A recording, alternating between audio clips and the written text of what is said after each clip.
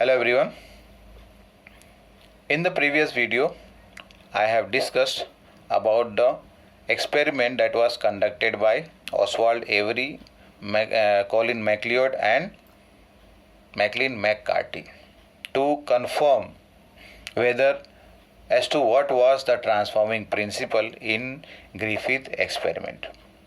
Now coming to the next topic, in this video I am going to discuss about the genetic material is DNA. Genetic material is DNA, and this was a proof actually. This was a proof that DNA is the genetic material. Two scientists, Alfred Hershey and Martha Chase, they conducted the experiment and they confirmed and gave a proof that DNA only is the genetic material. And for this they worked with a virus and a bacteria. The virus that they used was a bacteriophage. You know about bacteriophage, that they are actually the viruses that infect bacteria. These are also called as bacterial viruses. Why bacterial viruses? Because they infect the bacteria. So they are called as bacterial viruses, which are given a specific term that is called as bacteriophages.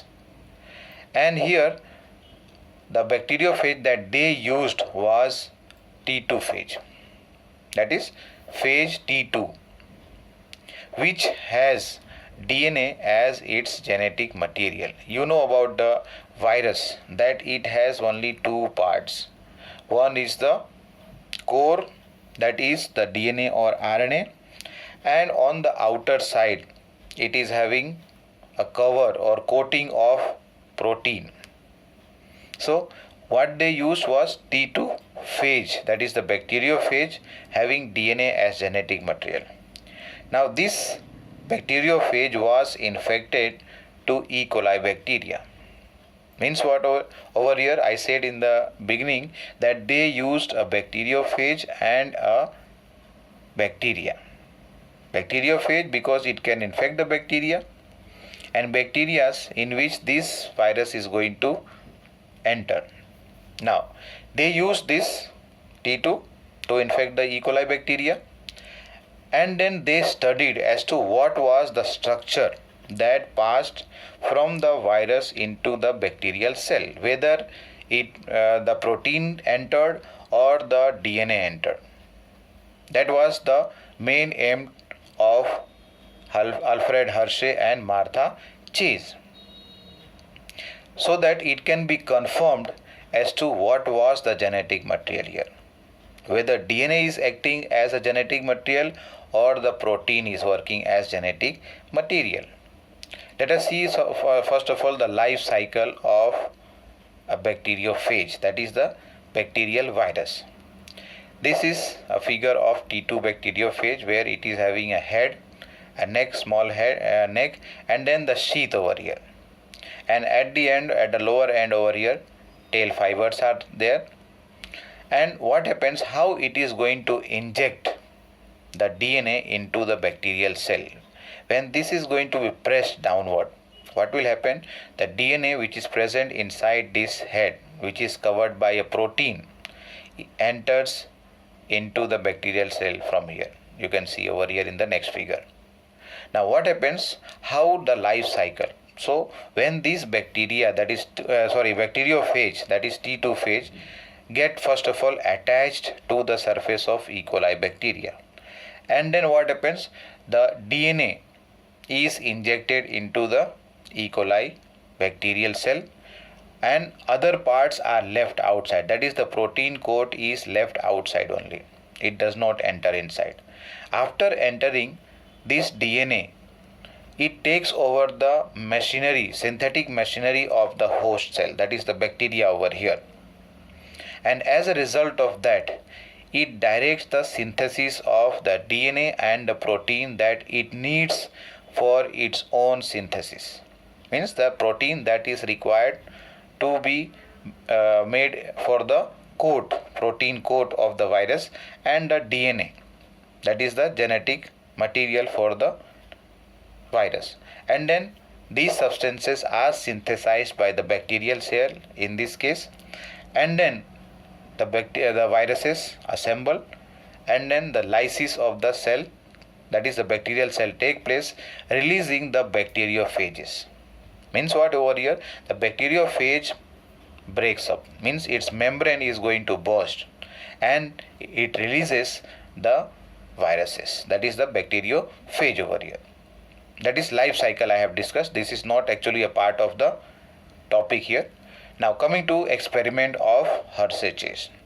You know, in the structure of DNA that we have discussed in the earlier videos, phosphate is present, means phosphorus is present in the structure of nucleotide and DNA.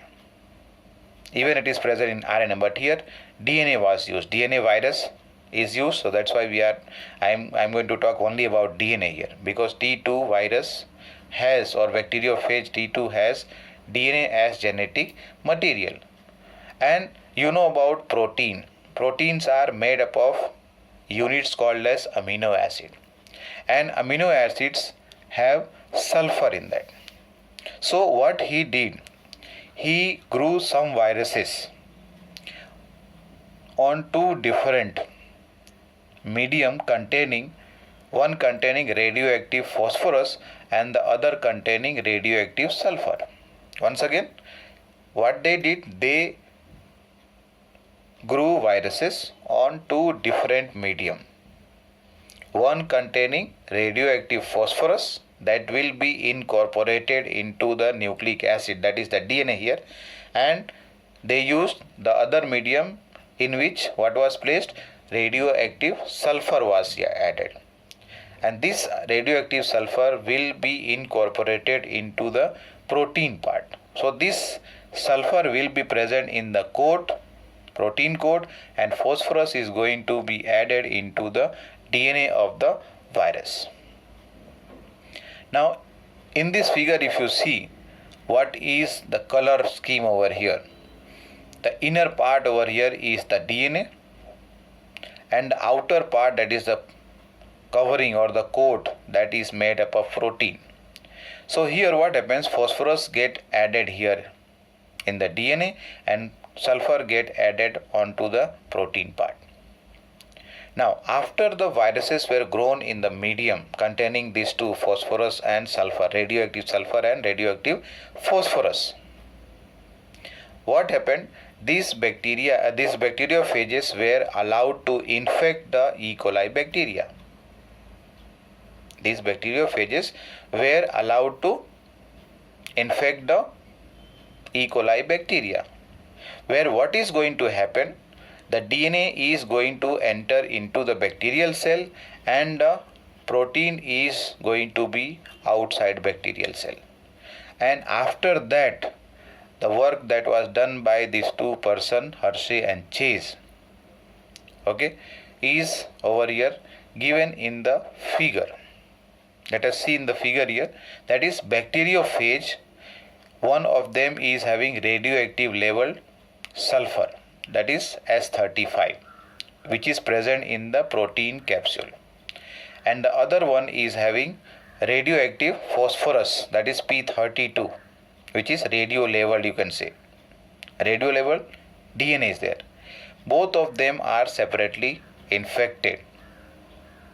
They are allowed to infect the E. coli bacteria, and after that, after the infection takes place, what is going to enter inside? Only the DNA and not the protein coat. And what they did after that, they used a blender, so that what happened, the protein coat which was attached onto the surface of bacterial cell was removed from there. Bacterial cell के ऊपर क्या था, बाहर की side पे protein coat was there, उसको हटाने के लिए एक ब्लेंडर का यूज किया, and that process over here, that's why called as blending, means agitation was done.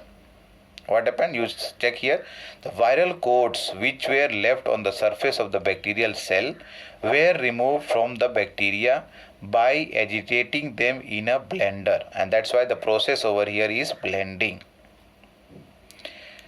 Later on, what happened? After the protein coat was removed, the bacterial cell will be having DNA. Bacterial cell will be having DNA inside. So these bacterial cells were now centrifuged. Okay, centrifugation. During this, what happens? The bacterial cell also is going to lyse. Bacterial cell is also going to lyse over here, as a result of which the proteins and the DNA is going to be separated from each other. If you remember, sometime we have discussed about centrifugation, the clear solution on the top, that is called as supernatant, and the heavy part that will be present, that will get collected at the bottom, and this is referred as pellet. So what happens here? Once again, let us revise here. What happens after infecting the bacteria, E. coli bacteria, with the bacteriophage T2? What happens here? Blending is done, so that the protein coat on the surface can be removed first of all, and later on centrifugation is done. So as a result of that, some time is given to the multiplication of bacteriophage. So some of these viruses are already formed inside the, let us say, already formed inside the bacterial cell. On centrifugation, what will happen? The pellets, as I said earlier, that is of DNA, is going to get collected at the bottom here, and on the upper surface or upper part, clear solution will be there, which are lighter. In that proteins are present. Which will be called as supernatant here. So if you note down here, the bacteria that was infected or that were infected with the virus had what? DNA, as DNA will be containing this P35, that means will be having radioactive DNA, because they will be having P32, and this indicates that the genetic material that had entered from the virus was phosphorus. That means that was DNA actually, which is present, which is having the presence of radioactive phosphorus. And in these two cases, if you see in the tube here, at the lower part here, over here, DNA will be collected. So in this, radioactivity will be seen here. The bacteria also will be intact here, some of them, and so they will be collected at the bottom. So that's why here radioactive P35 detected in cells, bacterial cells over here, and no radioactivity detected in supernatant. The solution part which is on the top is supernatant, which has presence of protein. That means sulfur will be there, and in this case, what we have discussed in the beginning here, sulfur is not incorporated here in this bacteriophage. Only P32 was used. When we talk about the left side here, in this case, what happens? No radioactive sulfur detected in the cells. Inside the bacterial cell, what happened?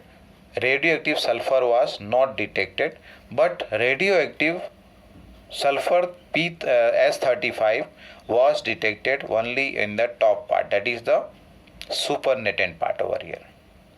Check the second point here. The bacteria that were infected with virus that had radioactive protein, that means the ones which had radioactive sulfur S35, were unlabeled and not radioactive, and these were actually detected in the supernatant part. So this indicates that protein did not enter the bacteria from the bacteriophage T2 here. Protein did not enter. In fact, DNA had entered, due to which the radioactive phosphorus was detected. Radioactive phosphorus was detected in the bacterial cell, and there was no radioactive sulfur at all in the tube which is on the right side here in this figure. So that was about the genetic material is DNA. To confirm this is also called as blender experiment of, what is that? The two persons name, Alfred Hershey and Martha Chase. We can summarize or use this figure to understand this concept from here also, if it is clear. What happens here? Same thing. Virus infects bacteria. Now this virus is T2 phage, okay, with radioactive DNA. And this infection is done to the bacteria named as Escherichia coli or E. coli, and then after that blending is done, so that what happens, the protein coat which is on the surface of the bacterial cell can be removed, and later on centrifugation is done, so that what happens, in order to separate the phage from the E. coli and phage को दोनों को अलग करने के लिए, the two parts that are formed in the tube here we discussed. One is on the top supernatant and at the bottom is pellet. In the supernatant, that is the solution containing protein, is not radioactive, whereas in the pellet bacterial cells are present which are having their DNA, and these DNAs are found to be radioactive. The second tube that is present on the left side here, over here, in this what happens, for this virus were infected similar to the first case. Only thing over here, the T2 virus or T2 phage was having radioactive protein here. It was not having radioactive DNA. That means what was used earlier we discussed, S35 was used here, so that S35 will be present in the protein. And then what happened, blending is done so that the protein coat of the bacteriophage can be removed. Later on centrifugation is done. Two parts are available, supernatant and pellet here. The supernatant is the solution which contains the protein which is found to be radioactive, and the pellet that is at the bottom, these are actually containing the bacterial cell which are having DNA, but this DNA was not found to be radioactive. This confirms that DNA only had entered from the bacteriophage into the E. coli bacteria, and that was a direct proof over here. Proof of what? That the genetic material is DNA. So that's all. Thank you.